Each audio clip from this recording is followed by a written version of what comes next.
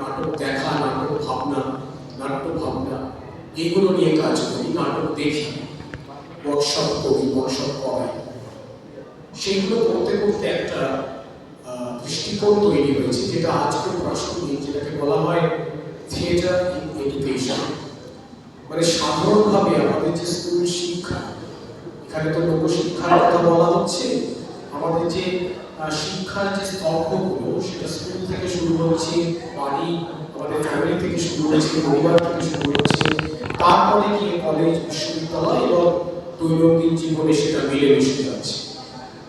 তার সাথে আজকে যে চিন্তাটা আমি একটু মেশানোর চেষ্টা করেছি, সেটা হচ্ছে পরিবেশ চিন্তা। আমাদের মধ্যে যে দীর্ঘমেয়াদী চিন্তা, যেটাকে আমরা ইংরেজিতে সাস্টেইনেবিলিটি বলে থাকি।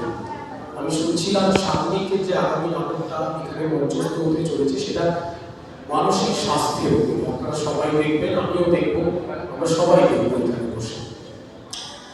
সাস্টেইনেবিলিটি মানে আমরা কিভাবে আমাদের সমাজে সাস্টেইন করতে পারি, আমরা কিভাবে আমাদের সমাজে দীর্ঘমেয়াদী হতে পারি, বা আমাদের পরবর্তী যে প্রজন্ম, তাদের আমরা কি দিয়ে যেতে পারি, থিয়েটার তাদেরকে কি দিয়ে যেতে পারে।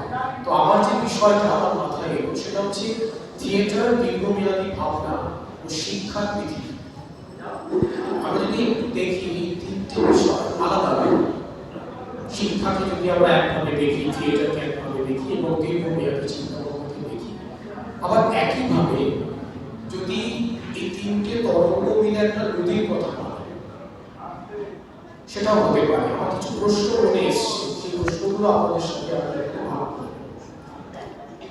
থিয়েটার তো বহুদিন ধরেই সমাজে আছে, কিন্তু আমরা যখন আজকে পরিবেশ ভাবনার কথা ভাবছি, পরিবেশ নিয়ে আমাদের যখন এত উদ্বেগ, আমাদের পৃথিবী থাকবে, আমরা অন্য কোনো গ্রহে থাকার কথাও ভাবছি, মহাকাশ বিজ্ঞান সেরকমই চিন্তা করছে, আজকালকার মহাকাশ বিজ্ঞান মূলত সেই চিন্তায় করছে। সেখানে বোধহয় থিয়েটার যাপন একটা, তারও একটা কোথাও রক্ষাকর্তা হিসাবে এগিয়ে আসছে। আমি যেটা বোঝানোর চেষ্টা করছি, যেটা স্যার বললেন, যে সেই কবে থেকে থিয়েটার আমাদের অনেক কথা বলে এসছে, এবং রামকৃষ্ণদেব এই সূত্র ধরেই বলছে